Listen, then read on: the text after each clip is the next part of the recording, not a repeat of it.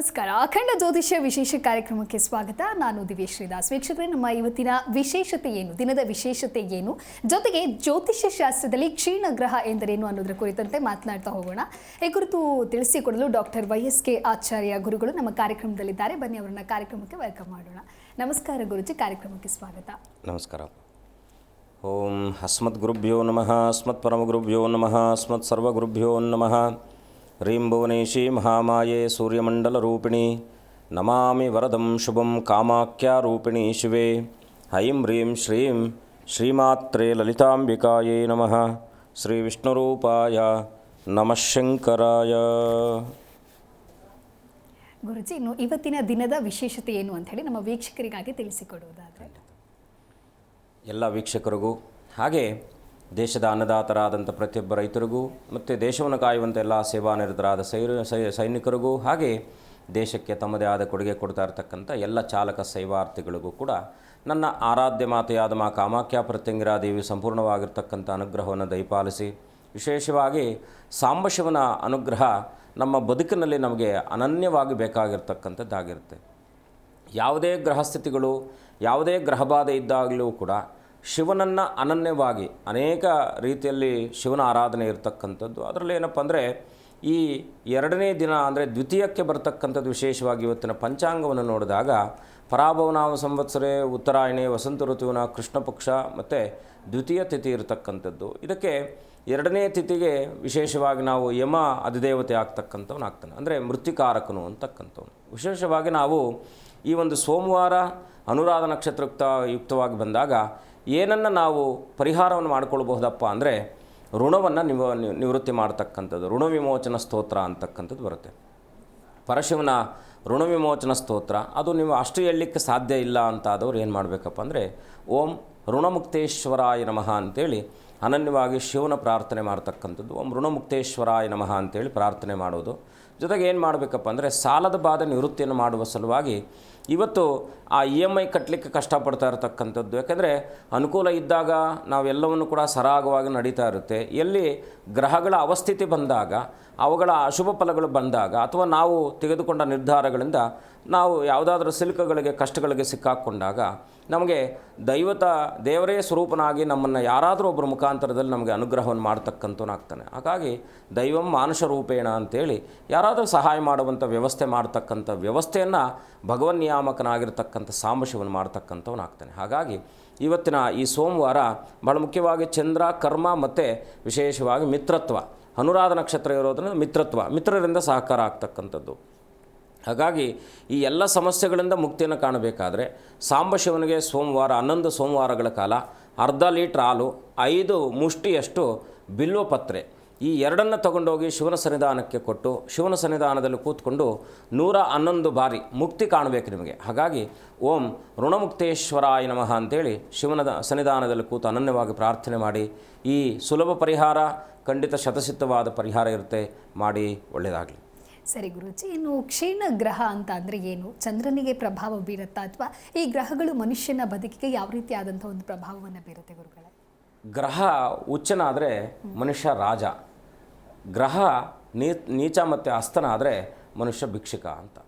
ಇದು ಆ ಜಾತಕ ನೋಡಿದ ತಕ್ಷಣ ಇವರು ಫೈನಾನ್ಷಿಯಲ್ ಸ್ಟೇಟಸ್ ಏನಿದೆ, ಇವರ ಆರೋಗ್ಯದ ಸಮಸ್ಯೆ ಏನಿರ್ಬೋದು, ಆರೋಗ್ಯವಂತರ, ಅನುಕೂಲಕರವಾಗಿದ್ದಾರಾ, ಸಂಸಾರದಲ್ಲಿ ಇವರ ಅನ್ಯೋನ್ಯತೆ ಚೆನ್ನಾಗಿದೆಯಾ, ಗಂಡ ಹೆಂಡತಿಯರ ಮಧ್ಯದಲ್ಲಿ ಇವರು ಸಾಮರಸ್ಯದ ಚೆನ್ನಾಗಿದೆಯಾ, ಅಣ್ಣ ತಮ್ಮಂದರ ಮಧ್ಯದಲ್ಲಿದೆಯಾ, ಪಬ್ಲಿಕ್ಕಲ್ಲಿ ಹೇಗಿದೆ ಇವ್ರದ್ದು ಬದುಕು, ಇದೆಲ್ಲವನ್ನು ಕೂಡ ಜ್ಯೋತಿಷ್ಯದಿಂದ ತಿಳಿಲಿಕ್ಕೆ ಸಾಧ್ಯ.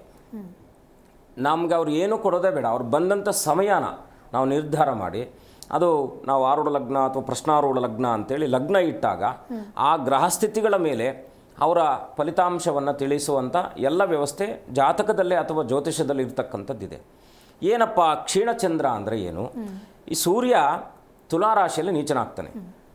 0 ಡಿಗ್ರಿಗೆ ಬಂದಾಗ ಅವನು ಸಂಪೂರ್ಣವಾಗಿ ಬಲಹೀನನಾಗ್ತಾನೆ. ಆ ಶತ್ರುಕ್ಷೇತ್ರದಲ್ಲಿ ಒಬ್ಬ ಉಚ್ಚನಾದಂತಹ ಗ್ರಹನೂ ಕೂಡ ನೀಚನಾದಾಗ, ಯಾಕೆಂದರೆ ಸೂರ್ಯ ಅಂದರೆ ರಾಜ ಅಂತ ನಾವು ಕರಿತೀವಿ, ಅವರು ಯಾರ ಜಾತಕದಲ್ಲಿ ಸೂರ್ಯ 0 ಡಿಗ್ರಿಯಲ್ಲಿ ತುಲಾರಾಶಿಯಲ್ಲಿ ಕೂತ್ಕೊಂಡಿರ್ತಾನೋ ಅವ್ರಿಗೆ ಈ ಕ್ಷೀಣ ಗ್ರಹದ ದೋಷ ಬರುತ್ತೆ. ಇನ್ನು ಎರಡನೇ ಚಂದ್ರನನ್ನು ನೋಡಿದಾಗ ವೃಶ್ಚಿಕ ರಾಶಿಯಲ್ಲಿ ಚಂದ್ರ ನೀಚನಾಗ್ತಾನೆ. ಇನ್ನು ಯಾವುದೇ ಗ್ರಹವೂ ಕೂಡ ಬುಧ ಮತ್ತು ಚಂದ್ರನನ್ನು ಹೊರತುಪಡಿಸಿ ಬೇರೆ ಎಲ್ಲ ಗ್ರಹಗಳು ಕೂಡ ಸೂರ್ಯನ ಸಾಮೀಪ್ಯಕ್ಕೆ ಬಂದಾಗ ಅದು ಇಷ್ಟು ಡಿಗ್ರಿ ಅಂತ ಇರುತ್ತೆ. ಆ ಡಿಗ್ರಿಗಿಂತ ಕಡಿಮೆ ಡಿಗ್ರಿಯಲ್ಲಿ ಸೂರ್ಯನ ಸಮೀಪಕ್ಕೆ ಬಂದಾಗ ಅಸ್ತಂಗತ ದೋಷ ಅಂತಕ್ಕಂಥದ್ದಾಗುತ್ತೆ. ಅಸ್ತ ಅಂದರೆ ಕಳೆದು ಹೋಗೋದು ಅಂತ, ನಾವೇನೋ ಕೈಯಲ್ಲಿ ಏನೋ ಹಾಕ್ಕೊಂಡಿದ್ದು ಬಿದೋಗಿದೆ ಅಂದರೆ ಜಾರು ಹೋಗಿದೆ ಅಂತಕ್ಕಂಥ. ಹಾಗಾಗಿ ಮೂರನೇದೇನಪ್ಪ ಅಂದರೆ ಪಾಪಕರ್ತೃ ಯೋಗ ಅಂತಕ್ಕಂಥದ್ದು. ಇದು ಏನಪ್ಪ ಸಂಯೋಜನೆ ಅಂದರೆ ಶಕಟ ಯೋಗ, ಎಷ್ಟೋ 360 ಯೋಗಗಳಿದ್ದಾವೆ. ಈ ಪಾಪಕರ್ತೃ ಯೋಗ ಅಂದರೆ ಚಂದ್ರನ ದ್ವಿತೀಯ ಮತ್ತು ವ್ಯಯಭಾವದಲ್ಲಿ 12 ಮತ್ತು 2ನೇ ಭಾವದಲ್ಲಿ ಪಾಪಗ್ರಹಗಳಿದ್ದು ಚಂದ್ರ ಪೀಡಿತನಾದರೂ ಕೂಡ ಈ ಕ್ಷೀಣಚಂದ್ರ ದೋಷ ಬರುತ್ತೆ. ಮುಂದಿನ ಭಾಗದಲ್ಲಿ ನಾವು ಯಾವ ಗ್ರಹಗಳು ಕ್ಷೀಣವಾದಾಗ ಏನು ಸಮಸ್ಯೆ ನಮಗೆ ಕಾಡುತ್ತೆ ಅಂತಕ್ಕಂಥದ್ದನ್ನು ತಿಳ್ಕೊಳ್ತಾ ಹೋಗೋಣ. ಸರಿ ಗುರೂಜಿ, ಅದಕ್ಕೂ ಮುನ್ನ ಇವತ್ತಿನ ರಾಶಿ ಭವಿಷ್ಯದ ಫಲಾನುಫಲಗಳೇನು ಅಂತ ಹೇಳಿ ನಮ್ಮ ವೀಕ್ಷಕರಿಗಾಗಿ ತಿಳಿಸಿಕೊಡೋದು. ಖಂಡಿತ. ಗ್ರಹಗಳ ಪ್ರಾರ್ಥನೆ, ಸಾಂಬಶಿವನ ಪ್ರಾರ್ಥನೆ ಇನ್ನಷ್ಟು ಮಂಗಳಕರವಾಗ್ತಕ್ಕಂಥದ್ದಾಗಿರುತ್ತೆ. ನನ್ನೊಟ್ಟಿಗೆ ಗ್ರಹಗಳ ಪ್ರಾರ್ಥನೆಯನ್ನು ಮಾಡಿ ಎಲ್ಲರೂ ಕೂಡ ಹೇಳ್ಕೊಳ್ಳಿ. ಓಂ ಆದಿತ್ಯಾದಿ ನವಗ್ರಹ ದೇವತಾಯೈ ನಮಃ. ಓಂ ಆದಿತ್ಯಾದಿ ನವಗ್ರಹ ದೇವತಾಯೈ ನಮಃ. ನಮಃ ಸೂರ್ಯಾಯ ಚಂದ್ರಾಯ ಮಂಗಳಾಯ ಬುಧಾಯ ಚ ಗುರುಶುಕ್ರಶನಿಭ್ಯಶ್ಚ ರಾಹವೇ ಕೇತುವೇ ನಮಃ. ಮೃತ್ಯುಂಜಯಾಯ ರುದ್ರಾಯ ನೀಲಕಂಠಾಯ ಶಂಭವೇ ಅಮೃತೇಶಾಯ ಶರ್ಭಾಯ ಮಹಾದೇವಾಯ ತೇ ನಮಃ. ಆದಿತ್ಯಾದಿ ನವಗ್ರಹ ದೇವತಾಭ್ಯೋ ನಮಃ. ಗುಂ ಗುರುಭ್ಯೋ ನಮಃ. ಗಂ ಗಣಪತಯೇ ನಮಃ. ದುಂ ದುರ್ಗಾಯೇ ನಮಃ. ಹರ ನಮಃ ಪಾರ್ವತೀಪತಯೇ. ಹರ ಹರ ಮಹಾದೇವ ಶಂಭೋ ಶಂಕರ. ಇವತ್ತಿನ ರಾಶಿಫಲವನ್ನು ನೋಡಿದಾಗ ಬಹಳ ಮುಖ್ಯವಾಗಿ ಶನಿಯು ನೀಚನಾಗಿರ್ತಕ್ಕಂಥದ್ದು. ಅನುರಾಧ ನಕ್ಷತ್ರದಲ್ಲಿ ಶನಿಯ ನಕ್ಷತ್ರದಲ್ಲಿ ಚಂದ್ರನ ಸ್ಥಿತಿ ಸ್ವಲ್ಪ ಮೇಷರಾಶಿಯವರಿಗೆ ಮಾನಸಿಕವಾದಂಥ ಒತ್ತಡಗಳು ಹೆಚ್ಚಾಗ್ತಕ್ಕಂಥದ್ದಾಗಿರುತ್ತೆ. ಶತ್ರುಗಳಾಗ್ತಕ್ಕಂಥದ್ದು ವಿಶೇಷವಾಗಿ 6ನೇ ಭಾವಕ್ಕೆ ಮಾಂದ್ಯ ಸಂಯೋಜನೆ ಬಂದಾಗ ಏನಾದರೂ ಶಸ್ತ್ರಗಳಿಂದ ಅಥವಾ ವಾಹನಾದಿಗಳ ಅಪಕಂಟಗಳು ಆಗ್ತಕ್ಕಂಥದ್ದಾಗಿರುತ್ತೆ. ವಿಶೇಷವಾಗಿ ಗಮನ ಹರಿಸಿ ಚಾಲನೆಯಲ್ಲಿ ಮೇಷರಾಶಿಯವರು ಇವತ್ತಿನ ದಿವಸ ಉತ್ತಮ ಸಂಪಾದನೆಯೊಟ್ಟಿಗೆ ನಿಮ್ಮ ಮನಸ್ಥಿತಿ ಇದ್ದರೂ ಕೂಡ ಅದರಲ್ಲಿ ಏನಾದರೂ ಕೂಡ ಇವತ್ತಿನ ದಿವಸ ನಿಮಗೆ ಸರಿಯಾದದ್ದು ಸಿಗದೆ ಆಗ್ತಕ್ಕಂಥದ್ದಾಗಿರುತ್ತೆ. ಸ್ವಲ್ಪ ಅಡಚಣೆಗಳು ಬರ್ತಕ್ಕಂಥದ್ದಾಗಿರುತ್ತೆ. ಇವತ್ತಿನ ದಿವಸ ಎಲ್ಲವನ್ನು ಕೂಡ ಜವಾಬ್ದಾರಿಯುತವಾಗಿ ಮಾಡುವಂಥ ಪ್ರತಿಯೊಂದು ಕೆಲಸದಲ್ಲೂ ಕೂಡ ನೀವು ಸಮಾಧಾನ ಮತ್ತು ಶಾಂತತೆಯಿಂದ ಮಾಡುವಂಥ ಪ್ರತಿಯೊಂದು ಕೆಲಸವೂ ಕೂಡ ನಿಮಗೆ ಲಾಭದಾಯಕವಾಗ್ತಕ್ಕಂಥದ್ದಾಗಿರುತ್ತೆ.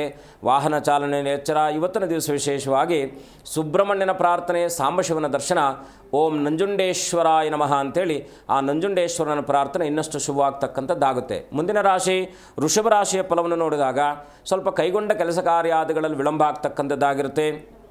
ಮಕ್ಕಳೊಟ್ಟಿಗೆ ಏನಾದರೂ ಕೂಡ ಮನಸ್ತಾಪಗಳು ಬರ್ತಕ್ಕಂಥದ್ದು. ಇವತ್ತಿನ ದಿವಸ ಸ್ನೇಹಿತರಿಂದ ಏನಾದರೂ ಸಹಕಾರ ಸಿಕ್ಕಿದ್ದು ಕೂಡ ಅವರ ನಿಮ್ಮ ಮಧ್ಯದಲ್ಲಿ ಏನಾದರೂ ಕೂಡ ಭಿನ್ನಾಭಿಪ್ರಾಯಗಳು ಇನ್ನಷ್ಟು ಉಲ್ಬಣಗೊಳ್ತಕ್ಕಂಥದ್ದಾಗಿರುತ್ತೆ. ವೃಷಭ ರಾಶಿಯವರು ಎಚ್ಚರವಹಿಸಿ ಇವತ್ತಿನ ದಿವಸ ಮಾತಿನ ಮೇಲೆ ಹಿಡಿತವನ್ನು ಇಟ್ಕೊಳ್ಳಿ. ಹಾಗೆ ವಿಶೇಷವಾಗಿ ಸಾಂಬಶಿವನ ದರ್ಶನ, ಓಂ ಗಂಗಾಧರೇಶ್ವರಾಯ ನಮಃ ಅಂತೇಳಿ ಗವಿಗಂಗಾಧರನ ಪ್ರಾರ್ಥನೆ ಇನ್ನಷ್ಟು ಮಂಗಳಕರವಾಗ್ತಕ್ಕಂಥದ್ದಾಗಿರುತ್ತೆ.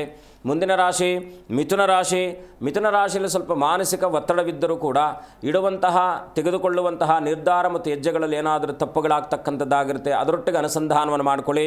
ವಿವಾಹ ಅಪೇಕ್ಷಿತರಿಗೂ ಕೂಡ ಮಂಗಳಕರವಾಗ್ತಕ್ಕಂಥದ್ದು. ವಿಶೇಷವಾಗಿ ಇವತ್ತಿನ ದಿವಸ ಗುರುಗಳ ಅನುಗ್ರಹ ಇರತಕ್ಕಂಥದ್ದು, ಸಂತಾನಕ್ಕೆ ಸನ್ಮಂಗಳಪ್ರದವಾಗಿರ್ತಕ್ಕಂಥದ್ದಾಗಿದೆ. ಹಾಗಾಗಿ ಇವತ್ತಿನ ವೃತ್ತಿರಂಗದಲ್ಲೂ ಕೂಡ ಅನುಕೂಲವಾಗ್ತಕ್ಕಂಥದ್ದು. ಮಿಥುನ ರಾಶಿಯವರು ವಿಶೇಷವಾಗಿ ನಿಮ್ಮ ಕೆಲಸಗಳ ಮೇಲೆ ಅನುಚಿತವಾಗಿ ನೀವು ಅದರೊಟ್ಟಿಗೆ ಏನಾದರೂ ಕೂಡ ಸಂಬಂಧಿತವಾದ ವಿಚಾರಾದಿಗಳಲ್ಲಿ ಮಾನಸಿಕ ಒತ್ತಡಗಳು ಬರ್ತಕ್ಕಂಥದ್ದಾಗಿರುತ್ತೆ. ಹಾಗಾಗಿ ಸ್ವಲ್ಪ ಸಮಾಧಾನದಿಂದ ಎಲ್ಲವನ್ನು ಗೆಲ್ಲುವ ಒಂದು ಸುಯೋಗ ಇರತಕ್ಕಂಥದ್ದು. ಮಿಥುನ ರಾಶಿಯವರು ಇವತ್ತಿನ ದಿವಸ ವಿಶೇಷವಾಗಿ ದುಂ ದುರ್ಗಾಯೇ ನಮಃ, ಶಂ ಶನೈಶ್ಚರಾಯ ನಮಃ ಅಂತೇಳಿ ಶನಿ ಮತ್ತು ದುರ್ಗೆಯ ಪ್ರಾರ್ಥನೆಯಿಂದ ಸನ್ಮಂಗಳವಾಗುತ್ತೆ.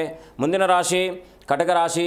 ನೂತನ ವಸ್ತು ವ್ಯಾಪಾರಾದಿಗಳ ಆ ಒಂದು ಆರಂಭವನ್ನು ಮಾಡ್ತಕ್ಕಂಥ ಸುಯೋಗ ಇರತಕ್ಕಂಥದ್ದು. ಮಾನಸಿಕ ಪ್ರಶಾಂತತೆ ಸಿಗ್ತಕ್ಕಂಥದ್ದಾಗಿರುತ್ತೆ. ತರಕಾರಿ ಹಣ್ಣು ವ್ಯಾಪಾರಸ್ಥರಿಗೆ ಇವತ್ತಿನ ದಿವಸ ಶುಭವಾಗ್ತಕ್ಕಂಥದ್ದಾಗಿರುತ್ತೆ. ಆದರೆ ವಾಹನದ ಚಾಲನೆ ಸಂದರ್ಭದಲ್ಲಿ ಅಥವಾ ಪ್ರಯಾಣದಲ್ಲಿ ಏನಾದರೂ ಕೂಡ ಸಣ್ಣ ಪುಟ್ಟದಾದಂತಹ ಕಲಹಗಳಾಗ್ತಕ್ಕಂಥದ್ದು. ಆದುದರಿಂದ ಕನ್ಯಾ ರಾಶಿಯವರು ಇವತ್ತಿನ ದಿವಸ ಸಮಾಧಾನದಿಂದ ವಾಹನವನ್ನು ಚಾಲನೆ ಮಾಡಿ ವಿಶೇಷವಾಗಿ ಇವತ್ತಿನ ದಿವಸ ಗುರುಗಳ ದರ್ಶನ ಮಾಡಿ ಗುಂ ಗುರುಭ್ಯೋ ನಮಃ, ಶಂ ಶನೈಶ್ಚರಾಯ ನಮಃ ಅಂತೇಳಿ ಗುರು ಮತ್ತು ಶನಿಯ ಪ್ರಾರ್ಥನೆ ಸನ್ಮಂಗಳವಾಗ್ತಕ್ಕಂಥದ್ದಾಗುತ್ತೆ. ಸರಿ ಗುರುಜಿ, ಇನ್ನು ಸಾಮಾನ್ಯವಾಗಿ ಚಂದ್ರನನ್ನ ಶುಭ ಗ್ರಹ ಅಂತ ಹೇಳಿ ಕರಿತೇವೆ. ಈ ಕುರಿತಂತೆ ಮಾತನಾಡ್ತಾ ಹೋಗೋಣ. ಅದಕ್ಕೂ ಮುನ್ನ ಕಾಲರ್ ಒಬ್ರು ಇದ್ದಾರೆ, ಭವ್ಯ ಅಂತ ಹೇಳಿ ಕರೆ ಮಾಡಿದ್ದಾರೆ. ನಮಸ್ಕಾರ ಭವ್ಯ. ನಮಸ್ಕಾರ ಮೇಡಮ್. ಎಲ್ಲಿಂದ ಕರೆ ಮಾಡ್ತಾ ಇದ್ದೀರಾ? ನಾವು ತುಮಕೂರಿಂದ ಮೇಡಮ್. ಓಕೆ, ಯಾರ ಬಗ್ಗೆ ಕೇಳಬೇಕಾಗಿತ್ತು ತಿಳಿಸಿ. ನನ್ನ ಬಗ್ಗೆನೇ ಕೇಳಬೇಕಿತ್ತು ಮೇಡಮ್. 1 ರಿಂದ 30 ಸಂಖ್ಯೆ ಒಳಗೆ ಯಾವುದಾದ್ರೂ ಒಂದು ನಂಬರನ್ನು ಆಯ್ಕೆ ಮಾಡಿ. 9. ಓಕೆ, ಗುರುಗಳಿದ್ದಾರೆ, ನಿಮ್ಮ ಪ್ರಶ್ನೆ ಏನು ಅಂತ ಹೇಳಿ ತಿಳಿಸಿ. ನಮಸ್ಕಾರ ತಾಯಿ, ಹೇಗಿದ್ದೀರಾ? ಚೆನ್ನಾಗಿದ್ದೀವಿ ಗುರುಗಳೇ. ಹೇಳಿಮ್ಮ, ಏನು ನಿಮ್ಮ ಪ್ರಶ್ನೆ? ಗುರುಗಳೇ, ನನಗೆ 3 ತಿಂಗಳಿಂದನೂ ಜಾಬ್ ಸಿಗ್ತಾನೆ ಇಲ್ಲ. ಹುಡುಕಿದ್ರು ಒಂದು ಕಂಪ್ನಿಯಲ್ಲಿ ವರ್ಕ್ ಮಾಡ್ತಿದ್ದೆ. ಖಂಡಿತ ಒಳ್ಳೆಯದಾಗುತ್ತೆ, ಚಿಂತೆ ಮಾಡುವ ಅಗತ್ಯವಿಲ್ಲ. 13ನೇ ತಾರೀಕು ಮೇಲೆ ಪ್ರಯತ್ನ ಪಟ್ಟರೆ ಖಂಡಿತ ಆಗುತ್ತಮ್ಮ. ಈ ತಿಂಗಳು ಎಂಡ್ ಒಳಗಡೆ ಒಂದು ಅನುಕೂಲ ಆಗುವ ಎಲ್ಲ ಸಾಧ್ಯತೆ ಇದೆ. ಆದರೆ ಏನು ಮಾಡಬೇಕಪ್ಪ ಅಂದರೆ, ನೀವು ಪ್ರತಿ ಮಂಗಳವಾರ, ನಾಳೆ ಮಂಗಳವಾರ ಇದೆ, ಸಂಕಷ್ಟರ ಚತುರ್ಥಿ ಬೇರೆ ಇದೆ, ಸಾಧ್ಯವಾದರೆ ನಾಳೆ ನೀವು ಗಣಪತಿಯ ಸನ್ನಿಧಾನದಲ್ಲಿ 2 ತಾಸು ಅನನ್ಯವಾಗಿ ಗಣಪತಿಯ ಸನ್ನಿಧಾನದಲ್ಲಿ ಎಲ್ಲಾದರೂ ಒಂದು ಕಡೆ ನಿಧಾನಕ್ಕೆ ಗಣಪತಿಯ ಪ್ರಾರ್ಥನೆ, ಗಣಪತಿಗೆ ಸನ್ನಿಧಾನದಲ್ಲಿ 2 ತೆಂಗಿನಕಾಯಿಯನ್ನು ಕೊಟ್ಟು 2.5 ಗಂಟೆ ಗಣಪತಿಯ ಸನ್ನಿಧಾನದಲ್ಲಿ ಕೂತ್ಕೊಂಡಿರಿ. ನಿಮಗೆ ಸಾಧ್ಯವಾದರೆ, ಇಲ್ಲ ಅಂದರೆ 25 ನಿಮಿಷ, 2.5 ಗಂಟೆ ಕೂತ್ಕೊಂಡ್ರೆ ಸಂಪೂರ್ಣವಾಗಿ ಪರಿಹಾರ ಆಗುತ್ತೆ.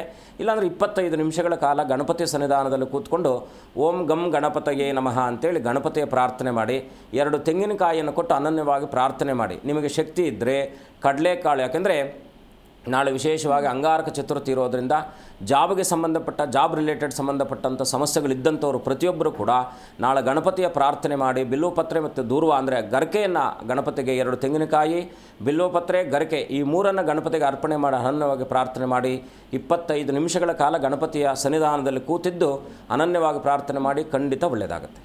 ಓಕೆ, ಧನ್ಯವಾದಗಳು ಕರೆ ಮಾಡಿದ್ದಕ್ಕಾಗಿ. ಗುರುಜಿ, ಮುಂದಿನ ರಾಶಿ ಭವಿಷ್ಯದ ಫಲಾನುಫಲಗಳನ್ನು ತಿಳಿಸಿಕೊಡುವುದಾಗಿದೆ.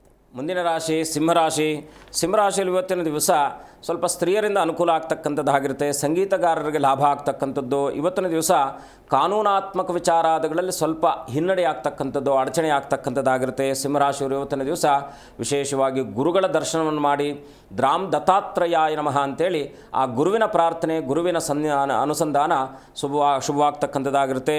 ಮುಂದಿನ ರಾಶಿ ಕನ್ಯಾ ರಾಶಿ. ಉದ್ಯೋಗದಲ್ಲಿ ಉತ್ತಮ ಸ್ಥಾನಮಾನಾದಿಗಳು ಸಿಗ್ತಕ್ಕಂಥದ್ದು, ಸ್ವಂತ ಜವಾಬ್ದಾರಿಗಳನ್ನು ನಿಭಾಯಿಸುವಂತಹ ಸುಯೋಗ ಇರತಕ್ಕಂಥದ್ದು. ಪುಸ್ತಕ ವ್ಯಾಪಾರಸ್ಥರಿಗೆ ಇವತ್ತಿನ ದಿವಸ ಲಾಭ ಆಗ್ತಕ್ಕಂಥದ್ದಾಗಿರುತ್ತೆ.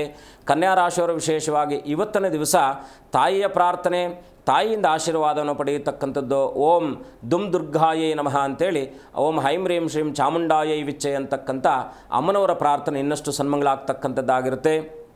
ಇನ್ನು ತುಲಾರಾಶಿಯನ್ನು ನೋಡಿದಾಗ, ತುಲಾರಾಶಿಯಲ್ಲಿ ಇವತ್ತಿನ ದಿವಸ ಸ್ವಲ್ಪ ಭವಿಷ್ಯದ ಚಿಂತೆ ನಿಮ್ಮನ್ನು ಬಾಧಿಸಬಹುದಾಗಿರ್ತಕ್ಕಂಥದ್ದು. ಏನಪ್ಪ, ಏನು ಮಾಡಬೇಕು ಏನು ಅಂತಕ್ಕಂಥ ಆ ಒಂದು ಪ್ರಶ್ನೆ ನಿಮ್ಮನ್ನು ಮೂಡ್ತಕ್ಕಂಥದ್ದಾಗಿರುತ್ತೆ. ಹಾಗಾಗಿ ಚಿಂತಿಸುವ ಅಗತ್ಯವಿಲ್ಲ, ಎಲ್ಲವೂ ಮಂಗಳಮಯವಾಗ್ತಕ್ಕಂಥದ್ದಾಗಿರುತ್ತೆ. ಇನ್ನು ಇವತ್ತಿನ ದಿವಸ ಮನೆ ಕಟ್ಟಬೇಕು ಅಂತಕ್ಕಂಥ ಸುಯೋಗ ಇರ್ತಕ್ಕಂಥವ್ರು, ಸಾಲಕ್ಕೆ ಪ್ರಯತ್ನ ಪಡ್ತಾ ಇರ್ತಕ್ಕಂಥವ್ರಿಗೂ ಕೂಡ ತುಲಾರಾಶಿಯವರಿಗೆ ಇವತ್ತಿನ ದಿವಸ ಲಾಭ ಆಗ್ತಕ್ಕಂಥದ್ದಾಗಿರುತ್ತೆ. ವಿಶೇಷವಾಗಿ ಗಣಪತಿಯ ಪ್ರಾರ್ಥನೆ ಮಾಡಿ ಸಾಂಬಶಿವನ ದರ್ಶನ ಮಾಡ್ತಕ್ಕಂಥದ್ದು ಇನ್ನಷ್ಟು ಸುವ್ಯವಸ್ಥೆ ಕಾಣ್ತಕ್ಕಂಥದ್ದಾಗಿರುತ್ತೆ.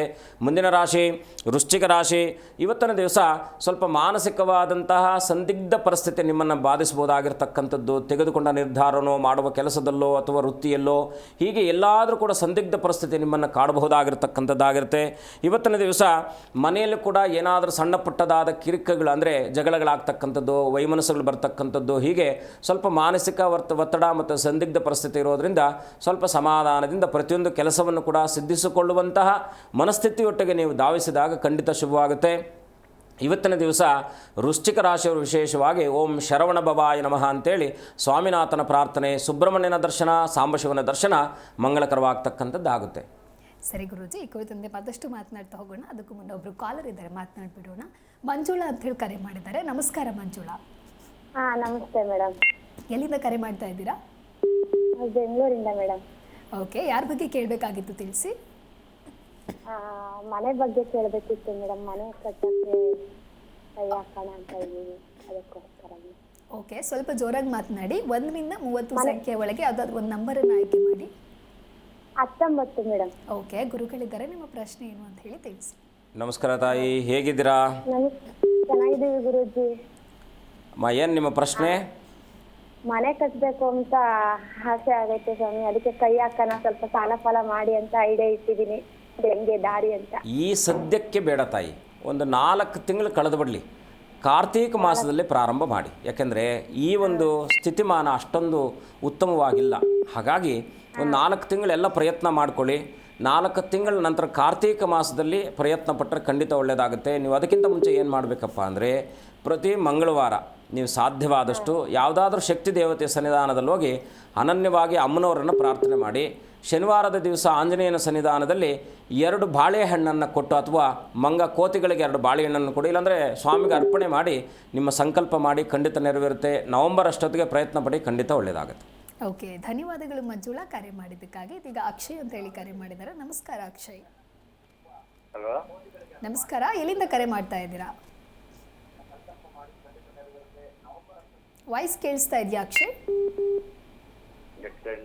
ಸ್ವಲ್ಪ ಜೋರಾಗಿ ಮಾತನಾಡಿ. ಎಲ್ಲಿಂದ ಕಾಲ್ ಮಾಡ್ತಾ ಇದ್ದೀರಾ ಹೇಳಿ? ಸರ್, ನಿಮ್ಮ ವಾಯ್ಸ್ ಕ್ಲಿಯರಾಗಿ ಕೇಳಿಸ್ತಾ ಇಲ್ಲ, ಸ್ವಲ್ಪ ಜೋರಾಗಿ ಮಾತನಾಡ್ಬೋದಾ? ನೀವು ಪ್ರಶ್ನೆ ಏನಿದೆ ಗುರೂಜಿ ಇದ್ದಾರೆ ತಿಳಿಸಿ. ಓಕೆ, ಸಂಪರ್ಕ ಸಾಧ್ಯವಾಗ್ತಾ ಇಲ್ಲ ಗುರುಗಳೇ. ಮುಂದಿನ ರಾಶಿ ಭವಿಷ್ಯದ ಫಲಾನುಫಲಗಳನ್ನು ತಿಳಿಸೋದು. ಮುಂದಿನ ರಾಶಿ ಧನುರಾಶಿ. ಕಬ್ಬಿಣ ಮತ್ತು ವ್ಯಾಪಾರಸ್ಥರಿಗೆ, ವಿಶೇಷವಾಗಿ ಸ್ಟೀಲು ಕಬ್ಬಿಣ ವ್ಯಾಪಾರದಲ್ಲಿ ಇವತ್ತಿನ ದಿವಸ ನಷ್ಟ ಆಗ್ತಕ್ಕಂಥದ್ದಾಗಿರುತ್ತೆ. ಹತ್ತಿರದ ಬಂಧುಗಳೊಟ್ಟಿಗೆ ಏನಾದರೂ ಕೂಡ ಮನಸ್ತಾಪಗಳಾಗ್ತಕ್ಕಂಥದ್ದು, ತಾಯಿ ಮಕ್ಕಳ ಮಧ್ಯದಲ್ಲಿ ಮನಸ್ತಾಪಗಳು ಬರ್ತಕ್ಕಂಥದ್ದಾಗಿರುತ್ತೆ. ಸ್ವಲ್ಪ ಎಚ್ಚರ ವಹಿಸಿ. ಇವತ್ತಿನ ದಿವಸ ವಿಶೇಷವಾಗಿ ಎಲ್ಲಾದರೂ ದೂರದ ಪ್ರಯಾಣವನ್ನು ಮಾಡುವಂತಹ ಸುಯೋಗ ಇರತಕ್ಕಂಥದ್ದು, ಪುಣ್ಯಕ್ಷೇತ್ರಗಳ ದರ್ಶನ ಮಾಡ್ತಕ್ಕಂಥದ್ದು, ಎಲ್ಲವನ್ನು ಇನ್ನಷ್ಟು ಸಿದ್ಧಿಸಿಕೊಳ್ಳುವ ಹಾಗೆ ಅನುಗ್ರಹವಾಗಬೇಕಾದ್ರೆ ಆಂಜನೇಯನ ದರ್ಶನ, ಸಾಂಬಶಿವನ ಪ್ರಾರ್ಥನೆ, ಓಂ ಹಂ ಹನುಮತೇ ನಮಃ ಅಂತೇಳಿ ಹನುಮಂತನ ಪ್ರಾರ್ಥನೆಯಿಂದ ಸನ್ಮಂಗಳವಾಗ್ತಕ್ಕಂಥದ್ದಾಗಿರುತ್ತೆ. ಮುಂದಿನ ರಾಶಿ ಮಕರ ರಾಶಿ. ಮೇಲಧಿಕಾರಿಗಳಿಂದ ಸ್ವಲ್ಪ ಒತ್ತಡ ಬರ್ತಕ್ಕಂಥದ್ದಾಗಿರುತ್ತೆ. ಅಡುಗೆ ಕಾಂಟ್ರಾಕ್ಟರ್ಗಳಿಗೆ ಸ್ವಲ್ಪ ಲಾಭಕರವಾಗಿರ್ತಕ್ಕಂಥದ್ದು. ಇವತ್ತಿನ ದಿವಸ ವಿಶೇಷವಾಗಿ ಹಣದ ಚಿಂತೆ ನಿಮ್ಮನ್ನು ಬಾಧಿಸ್ಬೋದಾಗಿರ್ತಕ್ಕಂಥದ್ದಾಗಿರುತ್ತೆ. ನಷ್ಟ ಆಗ್ತಕ್ಕಂಥದ್ದು, ಹೂಡಿಕೆಗಳಲ್ಲಿ ಇವತ್ತಿನ ದಿವಸ ಜಾಗ್ರತೆ ವಹಿಸಿ. ಮಕರ ರಾಶಿಯವರು ಇನ್ನಷ್ಟು ಮಂಗಳವನ್ನು ಕಾಣಬೇಕಾದ್ರೆ ವಿಶೇಷವಾಗಿ ದುರ್ಗೆಯ ಪ್ರಾರ್ಥನೆ, ಓಂ ದುಂ ದುರ್ಗಾಯೇ ನಮಃ ಲಂ ಲಲಿತಾಂಬಿಕಾಯೇ ನಮಃ ಅಂಥೇಳಿ ಆ ತ್ರಿಪುರ ಸುಂದರಿಯ ಪ್ರಾರ್ಥನೆ ಮಾಡೋದ್ರಿಂದ ಸನ್ಮಂಗಳವಾಗುತ್ತೆ. ಮುಂದಿನ ರಾಶಿ ಕುಂಭರಾಶಿ. ಕುಂಭರಾಶಿಯಲ್ಲಿ ಇವತ್ತಿನ ದಿವಸ ವಿಶೇಷವಾಗಿರ್ತಕ್ಕಂಥ ವೃತ್ತಿರಂಗದಲ್ಲಿ ಸ್ಥಾನಮಾನಾದಿಗಳು ಲಭಿಸುವಂಥದ್ದು, ಮಿತ್ರರ ಸಹಕಾರ ಸಿಗ್ತಕ್ಕಂಥದ್ದು, ವಿಶೇಷವಾಗಿ ಸಹೋದ್ಯೋಗಿಗಳ ಸಹಕಾರ ಸಿಗ್ತಕ್ಕಂಥದ್ದು, ವೃತ್ತಿಯಲ್ಲಿ ಬಡ್ತಿ ಸಿಗ್ತಕ್ಕಂಥದ್ದು, ಹೀಗೆ ವೃತ್ತಿರಂಗಕ್ಕೆ ಸಂಬಂಧಪಟ್ಟ ಹಾಗೆ ವಿಚಾರಾದಿಗಳಲ್ಲಿ ಸನ್ಮಂಗಳವಾದರೂ ಕೂಡ ಸ್ವಲ್ಪ ಶಾರೀರಿಕ ಸಮಸ್ಯೆ, ಅಂದರೆ ಇದ್ದಂಥ ರೋಗ ಉಲ್ಬಣ ಆಗ್ತಕ್ಕಂಥದ್ದಾಗಿರುತ್ತೆ. ಸ್ವಲ್ಪ ಶಾರೀರಿಕವಾದಂಥ ಸಮಸ್ಯೆಗಳು ನಿಮ್ಮನ್ನು ಬಾಧಿಸ್ಬೋದು. ಹಾಗಾಗಿ ಮಾನಸಿಕ ಒತ್ತಡ ಕಡಿಮೆ ಮಾಡಿಕೊಳ್ಳಿ. ಸಮಾಧಾನದಿಂದ ಪ್ರತಿಯೊಂದನ್ನು ಕೂಡ ಸಿದ್ಧಿಸಿಕೊಳ್ಳುವ ಹಾಗೆ ಹನುಮಂತನ ಪ್ರಾರ್ಥನೆ, ಆಂಜನೇಯನ ಪ್ರಾರ್ಥನೆ, ಓಂ ನಮೋ ಭಗವತೆ ಆಂಜನೇಯಾಯ ಮಹಾಬಲಾಯ ಹನುಮತೇ ನಮಃ ಅಂತೇಳಿ ಆ ಆಂಜನೇಯನ ಪ್ರಾರ್ಥನೆ ಇನ್ನಷ್ಟು ಮಂಗಳವಾಗ್ತಕ್ಕಂಥದ್ದಾಗಿರುತ್ತೆ. ಮುಂದಿನ ರಾಶಿ ಮೀನರಾಶಿ. ಅನಿರೀಕ್ಷಿತವಾಗಿರ್ತಕ್ಕಂಥ ದೂರದ ಪ್ರಯಾಣ ಆಗ್ತಕ್ಕಂಥದ್ದು, ವಿಶೇಷವಾಗಿ ನೆಂಟರಿಷ್ಟರಿಂದ ಏನಾದರೂ ಸನ್ಮಂಗಳವಾಗ್ತಕ್ಕಂಥದ್ದಾಗಿರುತ್ತೆ. ಅದರಲ್ಲೂ ಕೂಡ ಶುಭ ಕಾರ್ಯಾದಿಗಳನ್ನು ಮಾಡಬೇಕು ಅಂದ್ಕೊಂಡಿದ್ದು ಆ ಕಾರ್ಯಾದಿಗಳಲ್ಲಿ, ಯತ್ನ ಕಾರ್ಯಾದಿಗಳಲ್ಲಿ ಇವತ್ತಿನ ದಿವಸ ಅನುಕೂಲಕರವಾಗ್ತಕ್ಕಂಥದ್ದು. ಮೀನರಾಶಿಯವರು ಇವತ್ತಿನ ದಿವಸ ವಿಶೇಷವಾಗಿ ಸಾಂಬಶಿವನ ದರ್ಶನ, ಓಂ ಅಘೋರಾಯ ನಮಃ ಅಂತೇಳಿ ಅಘೋರುದ್ರನ ಪ್ರಾರ್ಥನೆ ಮಾಡ್ತಕ್ಕಂಥದ್ದು ಇನ್ನಷ್ಟು ಮಂಗಳಕರವಾಗ್ತಕ್ಕಂಥದ್ದು ಆಗುತ್ತೆ. ಶುಭವಾಗಲಿ. ಓಕೆ, ಗುರುಗಳು ಇನ್ನೊಬ್ರು ಕಾಲರ್ ಇದ್ದಾರೆ, ಮಾತನಾಡ್ಬಿಡೋಣ. ರಮ್ಯಾ ಅಂತ ಹೇಳಿ ಕರೆ ಮಾಡಿದ್ದಾರೆ. ನಮಸ್ಕಾರ ರಮ್ಯಾ. ನಮಸ್ಕಾರ. ಎಲ್ಲಿಂದ ಕರೆ ಮಾಡ್ತಾ ಇದ್ದೀರಾ? ನಾವು ಹಾಸನಿಂದ ಕರೆ ಮಾಡ್ತಾ ಇದ್ದೀವಿ. ಸ್ವಲ್ಪ ಜೋರಾಗಿ ಮಾತಾಡಿ, ನಿಮ್ಮ ವಾಯ್ಸ್ ಕ್ಲಿಯರಾಗಿ ಕೇಳಿಸ್ತಾ ಇಲ್ಲ. ಏನು ಪ್ರಶ್ನೆ ಕೇಳಬೇಕಿತ್ತು ತಿಳಿಸಿ. ಅಣ್ಣನ ಮದುವೆ ಬಗ್ಗೆ ಕೇಳಬೇಕಾಗಿತ್ತು. ಓಕೆ, 1 ರಿಂದ 30 ಸಂಖ್ಯೆ ಒಳಗೆ ಯಾವುದಾದ್ರೂ ಒಂದು ನಂಬರನ್ನು ಆಯ್ಕೆ ಮಾಡಿ. 8. ಗುರುಗಳಿದ್ದಾರೆ, ಮಾತನಾಡಿ. ನಮಸ್ಕಾರ ತಾಯಿ, ಹೇಗಿದ್ದೀರಾ? ಚೆನ್ನಾಗಿದ್ದೀವಿ. ಏನು ಪ್ರಶ್ನೆ ನಿಮ್ಮದು? ಕೇಳಬೇಕಾಗಿತ್ತು ಅಮ್ಮ, ಅಣ್ಣಂದು ಮದುವೆ ಬಗ್ಗೆ ಕೇಳಬೇಕಾಗಿತ್ತು. ಎಷ್ಟು ವಯಸ್ಸೀಗ? ಅವ್ರದ್ದು 88, 10, 8. ಈ ವರ್ಷದಲ್ಲಿ ಆಗುತ್ತೆ, ಚಿಂತೆ ಮಾಡುವ ಅಗತ್ಯನೇ ಇಲ್ಲ. ಖಂಡಿತ ಈ ವರ್ಷದಲ್ಲಿ ಆಗುತ್ತೆ. ಪ್ರಯತ್ನ ಎಷ್ಟೇ ಪಟ್ಟಿದ್ರು ಇಲ್ಲಿ ತನಕ ಆಗದೇ ಇರತಕ್ಕಂಥದ್ದಾಗಿದೆ. ನೀವೊಂದು ಕೆಲಸ ಮಾಡಿ, ಕುಂಭಕೋಣಮಲ್ಲಿ ಕಲ್ಯಾಣ ಸುಂದರೇಶ್ವರ ಸ್ವಾಮಿ ಅಂತೇಳಿ ಒಂದು ಸನ್ನಿಧಾನ ಇದೆ, ಅಂದರೆ ಸಾಂಬಶಿವನ ಸನ್ನಿಧಾನ ಇದೆ, ಆಯಿತಾ? ಸ್ವಲ್ಪ ಇವರಿಗೆ ಮದುವೆಗೆ ಸಂಬಂಧಪಟ್ಟ ಹಾಗೆ ಒಂದು, ಅಂದರೆ ಇವರ ಒಂದು ಸ್ವಯಾರ್ಜಿತವಾದಂಥ, ಅಂದರೆ ಸ್ವಕರ್ಮದಿಂದ ಈ ಒಂದು ಮದುವೆ ಮುಂದೂಡ್ತಾ ಇದೆ. ಹಾಗಾಗಿ ಪೂರ್ವಕರ್ಮ ಇವರನ್ನು ತಡೆ ಹಿಡಿತಾ ಇದೆ. ಒಂದು ಸಲ ಆ ಕುಂಭಕೋಣಮಲ್ಲಿರ್ತಕ್ಕಂಥ ಕಲ್ಯಾಣ ಸುಂದರೇಶ್ವರ ಸ್ವಾಮಿ ಸನ್ನಿಧಾನಕ್ಕೆ ಹೋಗಿ ಬನ್ನಿ. ಮನೆಯಲ್ಲಿ ದುರ್ಗಾ ದೀಪ ನಮಸ್ಕಾರ, ಅಥವಾ ನೀವು ನಮ್ಮ ಕಚೇರಿಯನ್ನು ಸಂಪರ್ಕಿಸಿದರೆ ಅದಕ್ಕೆ ಸೂಕ್ತವಾದ ಪರಿಹಾರ ಕೊಡ್ತೀನಿ. ಅಥವಾ ನಿಮಗೆ ಯಾರಾದರೂ ಗೊತ್ತಿದ್ದರೆ ಮನೆಯಲ್ಲಿ ದುರ್ಗಾ ದೀಪ ನಮಸ್ಕಾರವನ್ನು ಮಾಡಿಸಿ ಕಲ್ಯಾಣ ಸುಂದರೇಶ್ವರ ಸ್ವಾಮಿ ಸನ್ನಿಧಾನಕ್ಕೆ ಹೋಗಿ ಬನ್ನಿ. ಖಂಡಿತ ನವೆಂಬರ್ ಒಳಗಡೆ ನಿಮ್ಗೆ ಒಳ್ಳೆಯದಾಗ್ತಕ್ಕಂಥ ಎಲ್ಲ ಸುಯೋಗ ಇದೆ. ತಾಯಿ ಒಳ್ಳೇದು ಮಾಡಲಿ. ಓಕೆ, ಧನ್ಯವಾದಗಳು ಕರೆ ಮಾಡಿದ್ದಕ್ಕಾಗಿ. ಗುರುಜಿ, ಆಗಲೇ ನಾನು ಹೇಳಿರೋ ಹಾಗೆ ಸಾಮಾನ್ಯವಾಗಿ ಚಂದ್ರನನ್ನು ಶುಭ ಗ್ರಹಗಳಿಗೆ ಸೂಚನೆಯನ್ನು ನೀಡಲಾಗುತ್ತೆ. ಆದರೆ ಕ್ಷೀಣ ಗ್ರಹ ಅಂತ ಬಂದಾಗ ಮನುಷ್ಯನ ಬದುಕಿಗೆ ಯಾವ ರೀತಿಯಾದಂತಹ ಪ್ರಭಾವವನ್ನು ಬೀರುತ್ತೆ? ಶುಭ ಫಲವನ್ನು ನೀಡುತ್ತಾ, ಅಶುಭ ಫಲವನ್ನು ನೀಡುತ್ತಾ, ಅಥವಾ ಅಶುಭ ಆದರೆ ಯಾವ ಸಂದರ್ಭದಲ್ಲಿ ಗುರುಗಳೇ? ನಮಗೆ ಬದುಕಿಗೆ ಏನು ಬಹಳ ಮುಖ್ಯವಾಗಿ ಬೇಕಾಗಿರೋದು, ಒಂದು ಫ್ಯಾಮಿಲಿ ಸಪೋರ್ಟ್ ಬೇಕು. ಹೌದು. ಎರಡು ಬಹಳ ಮುಖ್ಯವಾಗಿ ನಮಗೆ ಬದುಕಲಿಕ್ಕೆ ವ್ಯವಸ್ಥೆ ಆಗಬೇಕು, ನಾವು ದುಡಿಮೆಯಲ್ಲಿ ಇರಬೇಕು, ಮೂರನೇದಾಗಿ ಆಯುಷು ಚೆನ್ನಾಗಿರಬೇಕು, ನಾಲ್ಕನೇದಾದ ಸಮಾಜ ನಮಗೆ ಸಹಕರಿಸಬೇಕು ಅಲ್ವಾ. ಈ ನಾಲ್ಕು ನಮಗೆ ತುಂಬ ಇಂಪಾರ್ಟೆಂಟ್ ಆಗಿರೋದು. ಮೊದಲನೇದಾಗಿ ಕುಟುಂಬ. ಇದು ನಾವು ಮುಖ್ಯವಾಗಿ ಕುಟುಂಬ ಅಂತಕ್ಕಂಥದ್ದು 4ನೇ ಭಾವದಿಂದ ನೋಡ್ತೀವಿ. ಯಾವ ಶುಭಗ್ರಹಗಳು ಈ ದುಸ್ಥಾನಾದಿಗಳಲ್ಲಿ ಬಹಳ ಮುಖ್ಯವಾಗಿ, ಯಾಕೆಂದರೆ ಈ ಗ್ರಹಗಳಲ್ಲಿ 4 ವ್ಯವಸ್ಥೆ ಇರುತ್ತೆ. ಬಾಲ್ಯ ವ್ಯವಸ್ಥೆ, ಯೌವನ ವ್ಯವಸ್ಥೆ, ವೃದ್ಧಾಪ್ಯ ವ್ಯವಸ್ಥೆ, ಮೃತ ವ್ಯವಸ್ಥೆ ಅಂತಕ್ಕಂಥದ್ದು ಇರುತ್ತೆ. ಈ ಬಾಲ್ಯ ವ್ಯವಸ್ಥೆಗಿಂತ ಸಣ್ಣ ಮಾರ್ಗದಲ್ಲಿ 0 ಡಿಗ್ರಿಯಲ್ಲಿ ಈ ಪಾಪಸ್ಥಾನಗಳಾದಂಥ 3, 6, 8, 12ನೇ ಸ್ಥಾನಗಳು, ವಿಶೇಷವಾಗಿ 4ನೇ ಸ್ಥಾನದಲ್ಲಿ ಪಾಪಗ್ರಹಗಳಾಗಿರಲಿ ಅಥವಾ ಕೇಂದ್ರದಲ್ಲಿ ಶುಭಗ್ರಹವು ಬಂದರೂ ಕೂಡ ಕೇಂದ್ರಾಧಿಪತ್ಯ ದೋಷ ಅಂತಕ್ಕಂಥದ್ದು ಬರುತ್ತೆ. ಹಾಗಾಗಿ ಈ ಸ್ಥಾನಗಳಲ್ಲಿ ಬಹಳ ಮುಖ್ಯವಾಗಿ ನೀಚತ್ವ ಬಂತು ಅಂತ ಇಟ್ಕೊಳ್ಳಿ. ನೀಚನಾಗಿ 0 ಡಿಗ್ರಿ ಬಂದರೆ ಅವನು ಭಿಕ್ಷುಕನಾಗೇ ಇರ್ತಾನೆ. ಮೊದಲನೇದಾಗಿ ಹೋಯ್ತಲ್ಲಿಗೆ ಅವನು ಯಾವಾಗ ಅವನಿಗೆ ಸಂಪಾದನೆ ಇಲ್ಲದೆ ಆಗುತ್ತೋ ಏನು ಮಾಡ್ತಾನೆ, ಜೀವನದುದ್ದಕ್ಕೂ ಹೋರಾಟದ ಬದುಕನ್ನು ಮಾಡ್ತಾನೆ. ಆವಾಗ ಏನಾಗುತ್ತೆ, ಮನೆಯಲ್ಲಿ ಕೂಡ ಶತ್ರುಗಳಾಗ್ತಾರೆ. ಯಾಕೆ ಅಂದರೆ ಯಾಕೆಂದರೆ ತಂದೆ ತಾಯಿಗಳು ಅವರು ಸ್ವಯಾರ್ಜಿತವಾಗಿ ಕಷ್ಟಪಟ್ಟು ಶ್ರಮದಿಂದ ಮಕ್ಕಳನ್ನು ಓದಿಸಿ ಒಳ್ಳೆ ವಿದ್ಯಾಭ್ಯಾಸ ಇರುತ್ತೆ. ನಾವು ಎಷ್ಟೋ ಜನ ನೋಡ್ತೀವಿ, ತುಂಬ ಚೆನ್ನಾಗಿ ಓದಿರ್ತಾರೆ, ಕೆಲಸ ಇಲ್ಲದೆ ಇರತಕ್ಕಂಥವ್ರು ಆಗ್ತಾರೆ. ಹಾಗೇನಾಗುತ್ತೆ, ತಂದೆ ಮಕ್ಕಳ ಮಧ್ಯದಲ್ಲಿ ಅಥವಾ ಕುಟುಂಬದ ಮಧ್ಯದಲ್ಲಿ ವೈಮನಸ್ಸುಗಳು ಬರ್ತಕ್ಕಂಥದ್ದಾಗುತ್ತೆ. ಇದು ಕಾರಣ ಏನಪ್ಪ ಅಂದರೆ ಜ್ಯೋತಿಷ್ಯ ಅಂತಕ್ಕಂಥದ್ದು ನನ್ನಂಥ ಜ್ಯೋತಿಷ್ಯರು ಸುಳ್ಳು ಹೇಳ್ಬೋದೇ ಹೊರತು ಜ್ಯೋತಿಷ್ಯ ಸುಳ್ಳಲ್ಲ. ಯಾಕೆಂದರೆ ನಮಗೆ ಉದಾಹರಣೆ ನಿಮಿತ್ತವಾಗಿ ನಾವೇನು ಮಾಡ್ತೀವಿ, ಕೆಲವು ಸಂದರ್ಭಗಳಲ್ಲಿ ವಿಧಿಯ ಹೋಗಬೇಕಾದಂಥ ಅನಿವಾರ್ಯತೆಗಳು ಬರುತ್ತೆ. ಇದು ಕೊರತೆ ಇಲ್ಲಪ್ಪ ಅಂದರೆ ಅಜ್ಞಾನದ ಕೊರತೆ. ಇದು ಒಂದು ದೊಡ್ಡ ಸಮುದ್ರ. ಇದನ್ನು ನೀವು ಎಷ್ಟು ಸಮಚಿತ್ತದಿಂದ ಶ್ರದ್ಧಾಭಕ್ತಿಗಳಿಂದ ಇದನ್ನು ಕಲಿಕೆ ಮಾಡುವಂಥದ್ದನ್ನು ಮಾಡಿದಾಗ ಇದಕ್ಕೆ ಪರಿಹಾರ ಸಿಗ್ತಕ್ಕಂಥದ್ದಾಗುತ್ತೆ. ಹಾಗಾಗಿ ನಾವು ಗಮನಿಸಬೇಕಾದದ್ದು ಏನಪ್ಪ ಅಂದರೆ ಮಕ್ಕಳಿಗೆ ಸರಿಯಾದ ವ್ಯವಸ್ಥೆ ಸಿಗ್ತಾ ಇಲ್ಲ ಅಂತ ಹೇಳಿದಾಗ ಹಲವಾರು ಶಾಪಗಳಿದೆ. ಬ್ರಾಹ್ಮಣ ಶಾಪ ಇರ್ಬೋದು, ಅಂದರೆ ದೈವ ಶಾಪ ಇರ್ಬೋದು, ಗೋಶಾಪ ಇರ್ಬೋದು, ಇದೆಲ್ಲ ಇದೆ. ಇದೆಲ್ಲದಕ್ಕೂ ಮುಖ್ಯವಾಗಿ ಏನಪ್ಪ ಅಂದರೆ ನಮಗೆ 3 ಆಧ್ಯಾತ್ಮಿಕ, ಆದಿದೈವಿಕ, ಭೌತಿಕ ಅಂತೇಳಿ ದೃಢ, ಸದೃಢ, ಅದೃಢ ಕರ್ಮ ಅಂತಕ್ಕಂಥದ್ದು, ದೃಢ ಕರ್ಮಗಳು ಅಂತಕ್ಕಂಥದ್ದು ಬಹಳ ಮುಖ್ಯವಾಗಿ ನಾವು ಈ ಎಲ್ಲ ಕಾಂಬಿನೇಷನನ್ನು ನೋಡಬೇಕಾದ್ರೆ ಗ್ರಹಸ್ಥಿತಿಗಳನ್ನು ನೋಡಬೇಕಾಗತ್ತೆ. ವೈಯಕ್ತಿಕವಾಗಿ ಜಾತಕಗಳು ಇಲ್ಲದೇ ಇದ್ದಾಗಲೂ ಕೂಡ ಆರೂಢ ಪ್ರಶ್ನೆ, ಲಗ್ನಾರೂಢ ಪ್ರಶ್ನೆ, ತಾಂಬೂಲ ಪ್ರಶ್ನೆ, ಹೀಗೆ ಹಲವಾರು ರೀತಿಯಲ್ಲಿ ಒಂದು ಜ್ಯೋತಿಷ್ಯವನ್ನು ನಿರ್ಧರಿಸುವಂಥ ಮಾರ್ಗಗಳಿದ್ದಾವೆ. ಆದರೆ ನಂಬಿಕೆಯಿಂದ ಬಂದಾಗ ಖಂಡಿತ ಅದಕ್ಕೆ ಸೂಕ್ತವಾದ ಪರಿಹಾರವೂ ಸಿಗುತ್ತೆ. ಯಾಕೆಂದರೆ ಪರಿಹಾರಗಳಿಲ್ಲದೆ, ಯಾಕೆಂದರೆ ಜ್ಯೋತಿಷ್ಯದಲ್ಲಿ ಕೆಲವರ ಒಂದು ವಾದವೂ ಇದೆ, ನೀವು ಬಂದ ತಕ್ಷಣ ಹೇಳಿದ ತಕ್ಷಣ ಒಳ್ಳೆಯದಾಗುತ್ತಾ ಅಂತ. ಆದರೆ ಯಾರ ಜಾತಕದಲ್ಲಿ ಶುಭಗ್ರಹಗಳ ದೃಷ್ಟಿ ಪ್ರಾರಂಭ ಆಗುತ್ತೋ ಆಗ ಮಾತ್ರ ಅವರು ಜ್ಯೋತಿಷಿಗಳ ಹತ್ರ ಹೋಗಲಿಕ್ಕೆ ಸಾಧ್ಯ ಆಗ್ತಕ್ಕಂಥದ್ದು. ಇಲ್ಲ ಅಂದರೆ ಅಲ್ಲಿ ತನಕ ಕಷ್ಟ ಅನುಭವಿಸ್ತಾನೆ ಇರ್ತಾರೆ. ತುಂಬ ಜನದ ಹತ್ರ ಹೋಗಿರ್ತಾರೆ. ಸೂಕ್ತವಾದಂಥ ವ್ಯಕ್ತಿ ಸಮೀಪಕ್ಕೆ ಹೋಗಬೇಕಾದ್ರೂ ಕೂಡ ಗುರುಗಳ ಅನುಗ್ರಹ ಬೇಕು. ಗುರು ನೀಚನಾದ ಅಂತ ಇಟ್ಕೊಳ್ಳಿ, ಅಸ್ತನಾದ ಅಂತ ಇಟ್ಕೊಳ್ಳಿ. ಗುರು ಅಂದರೆ ಧನಕಾರಕನು. ಈಗ ಸೂರ್ಯ ಅಸ್ತನ ಆಗಿಬಿಟ್ರೆ ಆರೋಗ್ಯಕ್ಕೆ ಸಮಸ್ಯೆ ಬರುತ್ತೆ. ನಾವು ಕೆಲವರು ನೋಡ್ತೀವಿ ತುಂಬ, ಯಾಕಂದರೆ ಪಾಪ ತಂದೆ ತಾಯಿಗಳು ದುಡಿಮೆಯೆಲ್ಲ ಕೂಡ ಮಕ್ಕಳ ಆರೋಗ್ಯಕ್ಕೆ ಖರ್ಚು ಮಾಡ್ತಾ ಇರ್ತಕ್ಕಂಥದ್ದು ಕೂಡ ಕಾಣುತ್ತೆ. ಇದಕ್ಕೆ ಯಾಕಂದರೆ ಸಂಚಿತ ಕರ್ಮದ ಪ್ರಾರಂಭ. ಈ ಪ್ರಾರಬ್ಧ ಮತ್ತು ಸಂಚಿತ ಕರ್ಮಾದಿಗಳು ಯಾವಾಗ ಮನುಷ್ಯನನ್ನು ಅಕ್ಯುರೇಟಾಗಿ ಇಟ್ಕೊಳ್ಳುತ್ತೋ ಆಗ ಮನುಷ್ಯನಿಗೆ ಆ ಒಂದು ಸುಸ್ಥಿತಿ ಅಂತಕ್ಕಂಥದ್ದು ಇಲ್ಲದೆ ಇರತಕ್ಕಂಥದ್ದು ಆಗುತ್ತೆ. ಸರಿ ಗುರೂಜಿ, ಇನ್ನು ಕ್ಷೀಣ ಗ್ರಹಗಳಿಂದ ಆಗುವಂತಹ ಪರಿಣಾಮಗಳು ಏನಿದೆ ಅದಕ್ಕೆ ಸೂಚಿಸುವಂತಹ ಏನಾದರೂ ಪರಿಹಾರ ಮಾರ್ಗ ಅಂತ ಇದ್ರೆ ಗುರುಗಳು ಏನು ಹೇಳಿ? ನಾವು ಯಾರೂ ದೇವರಲ್ಲಪ್ಪ. ನಮಗೆ ಮಿಗಿಲಾದದ್ದು, ಅಮಿತವಾದದ್ದು, ಒಂದು ಅಗೋಚರವಾಗಿರ್ತಕ್ಕಂಥ ಶಕ್ತಿ ನಮ್ಮ ಕಣ್ಣಿನ ಮುಂದೆ ಇರತಕ್ಕಂಥದ್ದು ಅದು ಪ್ರಕೃತಿ ಮಡಲಲ್ಲಿದೆ.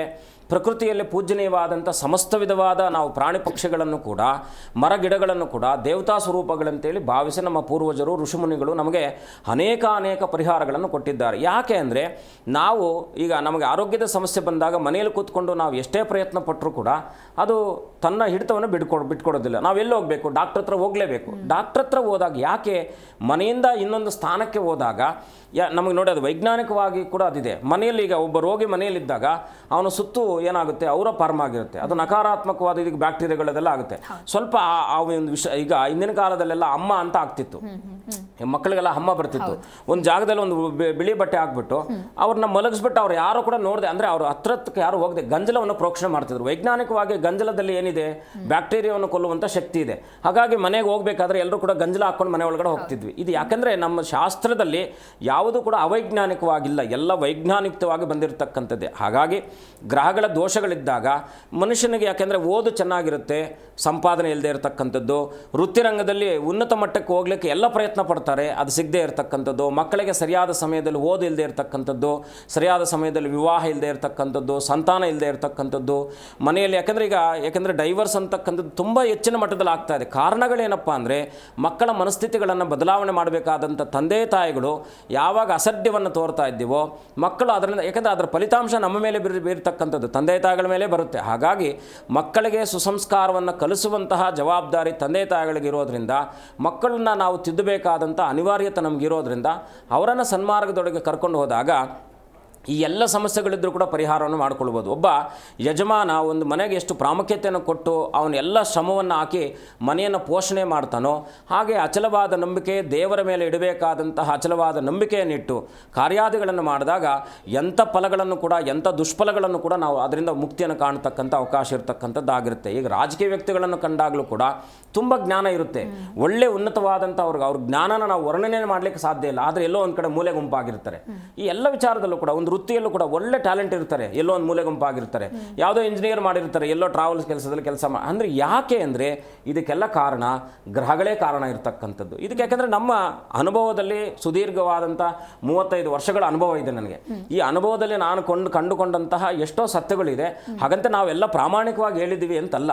ಅದರಲ್ಲೂ ಕೂಡ ಕೆಲವು ಸಂದರ್ಭಗಳಲ್ಲಿ ನಾವು ತಿಳಿಸಿರ್ತಕ್ಕಂಥದ್ದು ಅವ್ರ ಸಂಚಿತ ಕರ್ಮ ಇನ್ನೂ ನಿವೃತ್ತಿ ಆಗದೇ ಇದ್ದಾಗ ಅಲ್ಲಿ ಫಲಗಳು ಸಂಕ್ಷಿಪ್ತವಾಗಿ ಸಿಕ್ಕಿರ್ತಕ್ಕಂಥದ್ದು ಇದೆ. ಆದರೆ ಸುದೀರ್ಘವಾಗಿ ಪ್ರಯತ್ನ ಪಟ್ಟಾಗ ಒಬ್ಬ ವಿದ್ಯಾರ್ಥಿ ಸೋಲ್ಬೇಕಂದ್ರೆ ಎಲ್ಲಿ ಸೋಲ್ತಾನಪ್ಪ ಅಂದರೆ ರಿಸಲ್ಟ್ ಬಂದಾಗ ಸೋತು ಬಿಡ್ತಾನೆ. ಮತ್ತು ಪ್ರಯತ್ನ ಪಟ್ಟರೆ ಗೆಲ್ತಾನಲ್ವಾ. ಸೊ ಹಾಗಾಗಿ ಪ್ರತಿಯೊಬ್ಬರು ಕೂಡ ಪ್ರಯತ್ನಪೂರ್ವಕವಾಗಿ ಮಾಡುವಂಥ ಎಲ್ಲ ಕೆಲಸಗಳಲ್ಲೂ ಕೂಡ ಅನುಕೂಲಕರವಾಗಬೇಕಾದ್ರೆ ಗ್ರಹಗಳ ಅದಕ್ಕೋಸ್ಕರನೇ ಹೇಳಿರೋದು ದೈವಾಧೀನಂ ಜಗತ್ ಸರ್ವಂ ಗ್ರಹಾಧೀನಂತೂ ಮಾನವ ಅಂತೇಳಿ. ಮಾನವನ ಮೇಲೆ ಸಂಪೂರ್ಣವಾದಂಥ ಹಿಡಿತವನ್ನು ಗ್ರಹಗಳೇ ಇಟ್ಕೊಂಡಿದೆ.